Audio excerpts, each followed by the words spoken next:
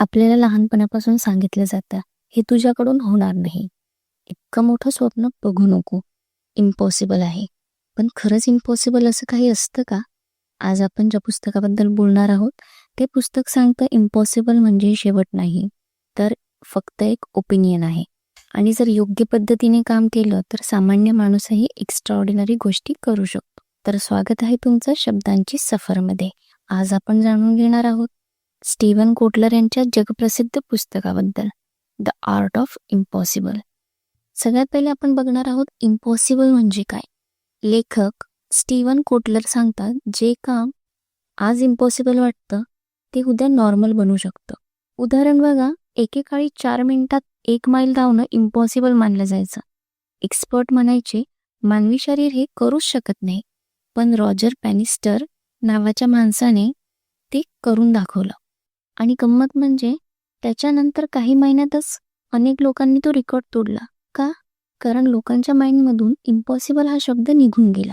म्हणजेच आपली सर्वात मोठी लिमिट बाहेर नसते, ती आपल्या माइंडमध्ये असते. आता आपण बघूया मोटिवेशनचे लेवल्स. या पुस्तकात मोटिवेशनबद्दल खूप पॉवरफुल गोष्टी सांगितल्या आहेत. लेखक म्हणतात, मोटिवेशन बाहेरून येत नाही, ती आतून तयार होते. त्यासाठी 4 गोष्टी आवश्यक आहे. सगळ्यात पहिलं म्हणजे पॅशन, आवड. ज्या कामात आनंद वाटतो ते काम जास्त काळ करता येतं. उदाहरण, जर तुम्हाला स्टोरी टेलिंग आवडत असेल तर तुम्ही रोज व्हिडिओ बनवू शकता. पण फक्त पैशांसाठी काम केलं तर काही दिवसांनी थकवा येतो. दुसरं म्हणजे पर्पज, उद्देश. फक्त स्वतःसाठी नाही तर इतरांसाठी काम करा. उदाहरण, मला फेमस व्हायचं आहे पेक्षा माझ्या व्हिडिओजमुळे लोकांचं जीवन कसं बदलावं हा पर्पज जास्त पॉवरफुल असतो. तिसरं म्हणजे गोल्स, लहान टार्गेट्स. मोठं स्वप्न ठेवा, पण त्याचे छोटे छोटे स्टेप्स करा. उदाहरण, मला 1 मिलियन सबस्क्रायबर पाहिजेत, याऐवजी पहिला गोल दर आठवड्याला 2 व्हिडिओज अपलोड करायचे.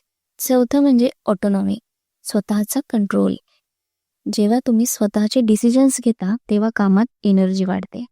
आता आपण बघू फ्लो स्टेट म्हणजे काय.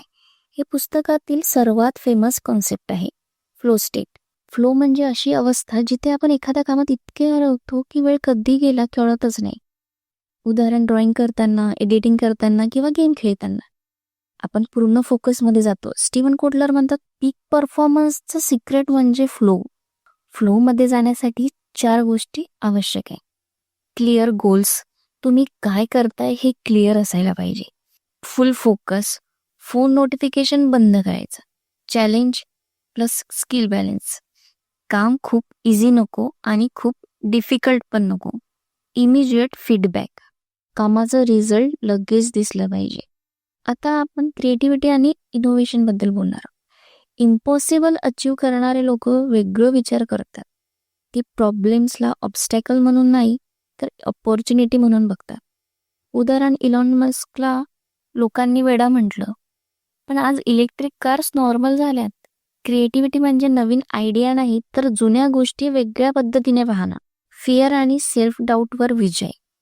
प्रत्येक मोठ्या स्वप्नासोबत फिअर येतोच. जर मी फेल झालो तर लोक काय म्हणतील.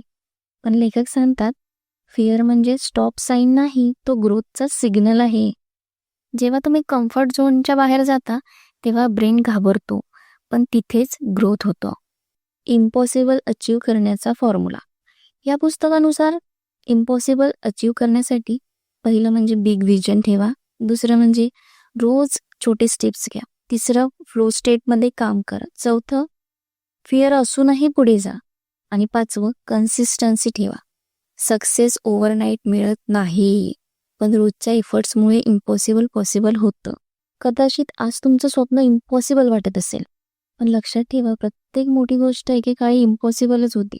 जर तुम्ही स्वतःवर विश्वास ठेवला, दररोज थोडं थोडं पुढे गेलात, तर एक दिवस लोक म्हणतील, हे कसं शक्य झालं. आणि तेव्हा तुम्ही हसून म्हणाल, because impossible was only temporary.